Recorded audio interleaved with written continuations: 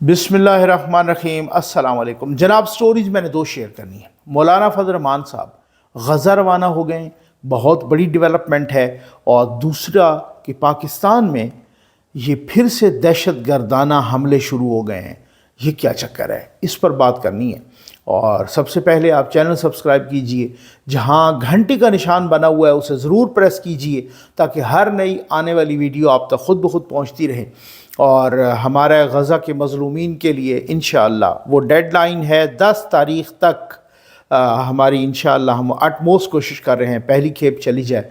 हमारे water projects लग रहे हैं जो दुखी इंसानियत, प्यासी इंसानियत के लिए। एक आप वाटर प्रोजेक्ट ज़रूर लगाइए अपने लिए, अपने मरहूमीन के इसाले सवाब के लिए।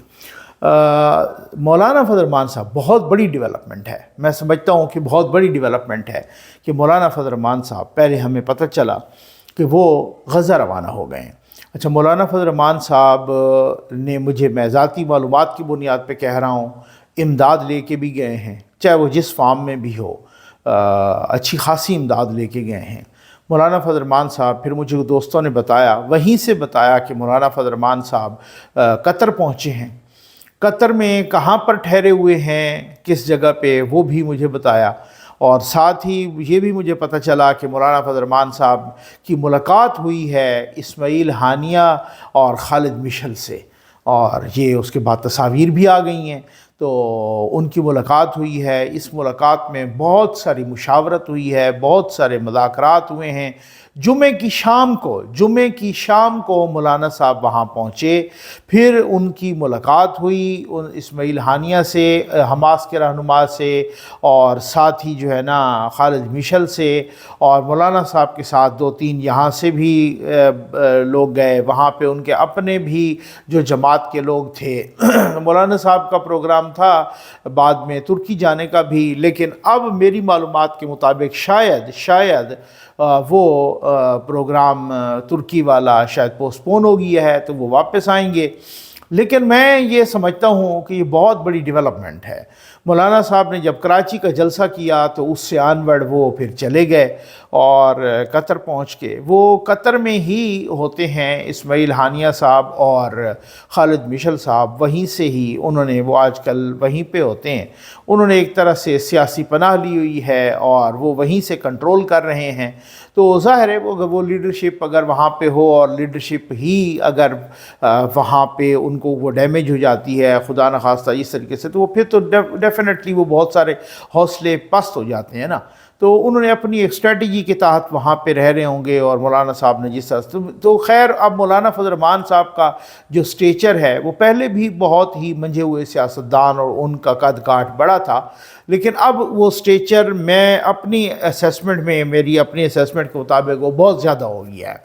क्योंकि ये एक गज़ा के मज़लूमीन की इमदाद करना किसी भी हवाले से, चाहे आप अल्फाज में, चाहे आप किसी भी हवाले से हमदर्दी में, आपके पास कुछ है आप इमदाद कर सकते हैं। आप जो है ना ज़ालिम की मज़म्मत करें और मज़लूम का साथ दें, हर भी किसी भी हवाले से। तो मैं समझता हूँ कि मौलाना साहब की बहुत बड़ी अचीवमेंट है। ज़ाती तौर पे मुझे पता है कि मौलाना साहब ने अच्छी खासी मदद भी की है और आइंदा भी। और इस्माइल हानिया ने और साथ खालिद मिशल ने कश्मीर के मुसलमानों के लिए भी वहाँ पर आवाज़ उठाई है और कहा है, और इस्माइल हानिया ने नाम लिए बग़ैर कहा कि वो ममालिक जो इंसानी हुकूक़ के चैम्पियन बनते थे, आज वो असले के जहाज़ भर भर के तेल अवीव आ रहे हैं। तो फिर वो मतलब ताकि निहत्थे लोगों पर, मासूम शहरियों पर, मासूम बच्चों पर बमबारी की जा सके। बरतानिया के वज़ीर-ए-आज़म जो कि इंडियन नजाद हैं, और वो बरतानिया के वज़ीर-ए-आज़म असले का जहाज़ भर के। अब आप अंदाज़ा कीजिए कि मेरा ख़्याल है इंसानी तारीख़ में, या शायद मैं अगर भूल नहीं रहा तो ये जो कम अज़ कम मादी करीब में, या हमने तो ये world war, second world war या फर्स्ट वर्ल्ड वार में भी नहीं देखा कि किसी का वज़ीर-ए-आज़म असले का जहाज़ भर के, असले के जहाज़ के साथ किसी दूसरे मुल्क में मदद करने के लिए आया हो। ये तो बिल्कुल एक रियासतें जैसे दहशतगर्दी शुरू कर देती हैं। दूसरी तरफ हम देखते हैं कि हमास ने کچھ روز پہلے 2 خواتین کو رہا کیا، تو ان خواتین نے اسرائیل کے اندر آ کے ایک پریس کانفرنس کی اور انہوں نے حماس کے گن گائے. انہوں نے کہا ہمارے ساتھ بہت اچھا سلوک کیا. ان میں سے ایک معمر خاتون سے دو کو رہا کیا، اور ایک معمر خاتون سے ایک وہیں پہ تل ابیب نے جو ہے نا وہ ایک سوال ہوا کہ آپ نے جب آپ آتے ہوئے آپ نے حماس کے جنگجو سے ہاتھ کیوں ملایا؟ تو انہوں نے کہا میں نے ہاتھ اس وجہ سے ملایا کہ ان کا رویہ ہمارے ساتھ بہت اچھا تھا. یہ ان کی پریس کانفرنس موجود ہے، آپ دیکھ سکتے ہیں. اور اب اس وقت ان پہ کسی قسم کا کوئی دباؤ نہیں تھا. تلوار ان کے سر پہ لٹکا کے یا ان کے سامنے ان کو گن پوائنٹ پہ یہ پریس کانفرنس نہیں، انہوں نے پریس کانفرنس اپنے وطن میں آ کے کی، اپنے وطن میں آ کے کی، اپنے ملک میں آ کے کی، اور انہوں نے وہاں اپنے ملک میں بیٹھ کے حماس کے گن گائے ہیں. یہ ہوتا ہے اخلاقیات، یہ ہوتے ہیں جنگی اصول، یہ ہوتے ہیں رولز ریگولیشنز. بڑے ویانا کنونشن کرنے والے میں سمجھتا ہوں کہ بڑے بڑے انسانی حقوق کے چیمپئن، سارے انسانی حقوق کے چیمپئنز کا کچومر نکل گیا ہے اس میں. میں کہتا ہوں نقصان بہت زیادہ ہو رہا ہے اور ہو بھی چکا ہے، لیکن اب بات یہ ہے کہ بہت سارے ننگے ہو گئے ہیں، بہت سارے بے نقاب ہو گئے ہیں جو کہ بہت چیختے تھے، انسانی حقوق کے چیمپئن بنتے تھے، ویمن رائٹس اور چلڈرن رائٹس اور پتہ نہیں کیا کیا رائٹس، ہیومن رائٹس، اور پتہ نہیں وہ جو ہے نا کدھر گیا اقوام متحدہ کا چارٹر آف ہیومن رائٹس، کدھر ان کو تو پھاڑ کے انہوں نے ردی کی ٹوکری میں پھینک دیا ہے. تو یہ مولانا صاحب کو بھائی سلیوٹ بنتا ہے، مولانا صاحب کو خراج تحسین بنتا ہے، جو کہ بالکل مولانا صاحب کو اپریشیٹ کرنا چاہیے.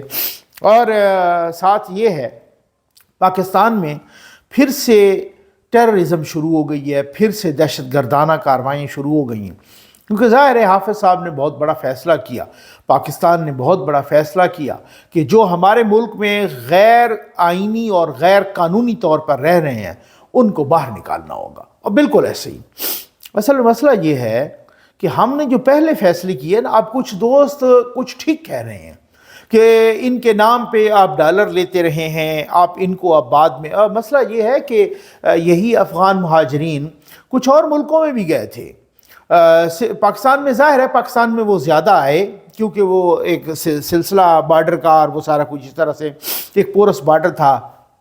ابھی کچھ جو ہے نا وہاں پر ہم نے باڑ شاڑ لگائی، لیکن ابھی بھی بہت کچھ رہتا ہے اور ابھی وہ باڑ لگائی. ادروائز اس سے پہلے تو باڑ ہوتی نہیں تھی، جدھر سے جس کی مرضی ہو جو آ گیا. یہاں پہ آ کے انہوں نے شادیاں کرنی، یہاں پہ آ کے انہوں نے کاروبار ڈیولپ کیے، نہ کوئی پوچھ گچھ، نہ کسی کو کوئی سوال، نہ کچھ. یہاں پہ آ کے انہوں نے نادرا نے جناب شناختی کارڈ ان کو جاری کر دیے، یہاں پہ آ کے ان کو پاکستانی پاسپورٹ جاری ہو گئے. ایک انہی مچی ہوئی تھی نا. باقی لوگوں نے کچھ ملکوں میں گئے تھے، وہاں ان کو وہی ریفیوجیز کیمپ تک انہوں نے محدود رکھا، پھر پرابلم بھی نہیں ہوئی. پھر جنرل فیض جیسوں نے آ کے انہی افغان مہاجرین سے عمران خان کے جلسے بھرنے شروع کر دیے. تو بھائی ہم نے اپنا کنواں خود کھودا ہے، ہم نے یہ ساری چیزیں، یہ تماش بینی ہم نے خود کی ہے نا. اب کوئی تو آیا ہے نا اور کسی نے تو اس کو کوئی ایک فل سٹاپ بھی لگانا ہے، یا نہیں اسی طریقے سے غیر قانونیت چلتی رہے اور اسی طرح سے غلط کام چلتے رہیں. تو کسی نے کہیں پر تو یہ اس کو فل سٹاپ بھی لگنا ہے یا نہیں لگنا، کہیں پر تو اس کو روکنا بھی ہے یا نہیں. وہ ساری باتیں اپنی جگہ ٹھیک ہیں، لیکن اب اس کو روکنا بھی ہے نا. اب ایک اس طرح کی صورتحال. اب جناب میں دیکھ رہا تھا کہ افغانستان میں طالبان کی حکومت اور اس کے زعماء وہ پاکستان کو دھمکیاں دے رہے ہیں. یہ کچھ دنوں پہلے ہم نے سنا کہ ملا اخونزادہ نے ان کے جو راہبر ہیں، لیڈر ہیں، انہوں نے کہا کہ پاکستان پر حملے کرنا حرام ہے. اب وہی انہوں نے حملے کرنے یا کروانے شروع کر دیے مبینہ طور پہ. پھر انہوں نے ٹی ٹی پی، یہ کیسے ہو سکتا ہے کہ ٹی ٹی پی یہاں پہ حملے کرے اور یا ان کے دوسرے جو گروپس ہیں وہ حملے کریں اور پھر وہ پناہ انہوں نے ادھر لی ہوئی ہو وہاں پر افغانستان میں. تو ہمیشہ سے ہی اسی طرح سے اور یہی ہوتا رہا. تو وہ پھر سے اب ڈیرہ اسماعیل خان میں ہوا ہے. کل یہ آپ نے دیکھا ہو میاں والی ایئر بیس پر وہ حملہ ہوا، 9 کے 9 وہ جو دہشت گرد تھے وہ واصل جہنم ہوئے اور کچھ طیاروں کو کچھ نقصان پہنچا. آج میں نے سنا کہ کراچی میں بھی، ہمارا گوادر میں فوجی قافلے پر حملہ ہوا اور 14 فوجی جوان شہید ہو گئے. تو یہ کیوں ہو رہا ہے؟ یہ کیا صورتحال کیا ہے؟ یہ اس لیے ہو رہا ہے کہ چونکہ اب پیر پر جو ہے نا دم پہ پیر آیا ہے اور بھاری بوٹ پڑا ہے.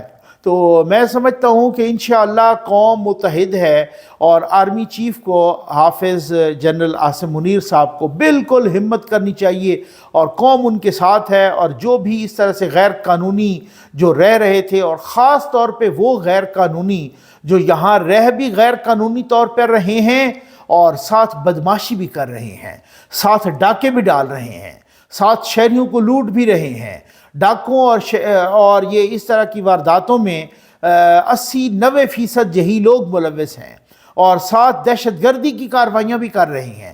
تو وہ لوگ ہیں ان کو سب سے پہلے جو ہے نا چلتا کریں.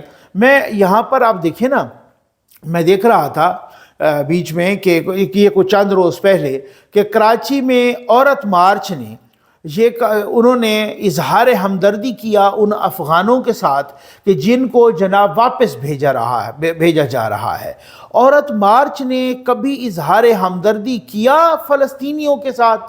کبھی عورت مارچ کے کسی بھی بڑوں نے انہوں نے کسی جو ان کو ہیڈ کر رہی ہیں انہوں نے غزہ کے معصوم بچوں کے لیے آواز اٹھائی؟ آپ نے دیکھا کبھی آواز اٹھائی؟ نہیں اٹھائی نا. تو پھر اس سے کیا مراد ہے؟ اس سے مراد یہ ہے کہ ہر وہ کام کہ جس سے پاکستان میں انتشار پھیلتا ہو تو یہ پہلی صف میں کھڑی ہوں گی، اور جس سے پاکستان میں تباہی آتی ہو تو یہ پہلی صف میں. کبھی تو یہ ان کے غزہ کے مظلومین کے لیے بھی تو یہ آواز اٹھائیں. ہماری بہت ساری ایک عجیب سی صورتحال ہے. میں نے یہاں بھی بات کی، میں نے ٹویٹ بھی کی. میں نے کہا کبھی آپ نے دیکھا کہ مولانا طارق جمیل صاحب نے کتنے دن ہو گئے ہیں انہوں نے کوئی ایک ٹویٹ کیا ہو، اس کے بعد انہوں نے ایک ٹویٹ کیا. میرا ٹویٹ گواہ ہے، آپ اس کی ٹائمنگ چیک کر سکتے ہیں، پھر مولانا صاحب کے ٹویٹ کی ٹائمنگ بھی چیک کر سکتے ہیں، ٹھیک ہے نا. اور مولانا صاحب نے ٹویٹ کیا اور انہوں نے اسرائیل کا نام نہیں لیا بیچ میں، اس ٹویٹ بہت ہی محتاط انداز میں. اور ایک دوسرے ٹویٹ میں انہوں نے اپنی ایک ویڈیو لگائی اور اس ویڈیو میں انہوں نے امداد کی اپیل کی کہ جی ہماری فاؤنڈیشن بھی جو ہے نا. اب آپ اندازہ کیجئے کہ میں مطلب نام لے کے مذمت تک نہیں کر سکتے. یہ ہے کبھی آپ نے دیکھا کہ راحیل شریف صاحب کی کوئی بیان، کوئی سٹیٹمنٹ، بڑے مہان جو ہے نا آرمی چیف تھے، ان کی کوئی سٹیٹمنٹ آئی ہو؟ یہ بات ہے نا، ٹھیک ہے نا. یہاں تو مولانا فضل الرحمان صاحب وہاں پہنچ گئے ہیں، یہاں پر تو نواز شریف صاحب نے فلسطین کا اپنے جلسے میں جھنڈا لہرایا تھا، یہاں پر تو آرمی چیف نے بھی کتنی دفعہ سٹیٹمنٹ دی ہے.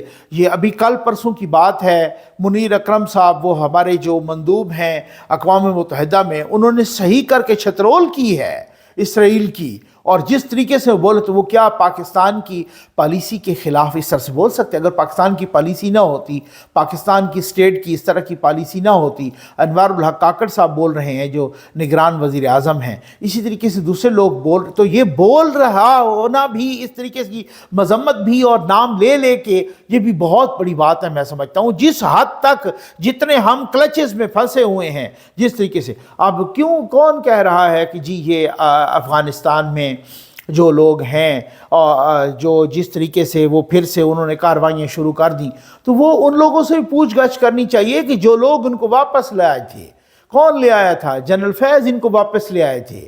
کون لے آیا تھا؟ جس طریقے سے ان کو وہ بڑے اچھے شہری بنا رہے تھے، جس طریقے سے جیلوں سے رہا کر کے ان کو جناب فری کیا گیا، کس نے کیا؟ تو کوئی ان سے بھی پوچھ گچھ کرے، کوئی اس طریقے سے بھی. لیکن انشاءاللہ اللہ تعالیٰ مدد کرے گا. اور میں سمجھتا ہوں کہ مجھ سے بڑھ کے کوئی تنقید نہیں کرتا ہوگا جرنیلوں پر، مجھ سے بڑھ کے کوئی اس طریقے کی. لوگ کہہ رہے تھے کہ آپ نے اس وقت جنرل فیض اور جنرل باجوہ کے خلاف بولا کہ جب وہ ان کا پیک پہ تھا سب کچھ، اور یہ آپ بھی گواہ ہیں اور تمام لوگ گواہ ہیں اس کے. لیکن جب میرا بطور ادارہ میری پاک افواج جو میرے دفاع کی ضامن ہیں، جب ان پہ حملہ ہوگا پوری قوم ان کے ساتھ کھڑی ہوگی انشاءاللہ، وہ اندرونی دفاع ہو، وہ بیرونی دفاع ہو، وہ دہشت گردوں سے دفاع ہو یا وہ سیاسی دہشت گردوں سے دفاع ہو۔ مجھے افسوس سے کہنا پڑ رہا ہے کہ یہی چیز جو کل کا یہ حملہ ہوا وہ ایئر بیس پر میاں والی کے ہماری جو ہے ایئر بیس ایئر فورس کی، اس پر حملہ ہوا تو پی ٹی آئی والوں نے، پی ٹی آئی کے اکاؤنٹس نے وہ ساری چیزیں شیئر کر کے مذاق اڑانا شروع کر دیا۔ بھائی یہ بات یہ ہے کہ آپ جب پاکستان کی اساس کے خلاف جاؤ گے، پاکستان کے اداروں کے خلاف، اپنے تنقید اپنی جگہ پہ، اختلاف اپنی جگہ پہ، ایسا کبھی کسی نے نہیں کیا۔ نواز شریف کو بھی اسی طریقے سے نکالا گیا تھا۔ نواز شریف نے تو لندن میں بیٹھ کے اس طرح سے نہیں کہا، وہ بھی اپنے سوشل میڈیا اکاؤنٹ سے کہہ سکتے تھے کہ آپ اس طرح سے تنقید ان لوگوں پہ ضرور کی ہے، لیکن ایسا نہیں ہے کہ پاکستان کی اساس کے خلاف چلے جاؤ، ایسا نہیں ہے کہ پاکستان کے اداروں کے ادارہ بطور ایک پاک فوج بطور ادارہ اس کے آپ خلاف چلے جاؤ، یہ نہیں ہو سکتا، یہ قوم نہیں برداشت کرے گی، یہ کوئی نہیں برداشت کرے گا۔ امید ہے آپ کو ویڈیو پسند آئی ہوگی۔ آپ کا بہت بہت شکریہ۔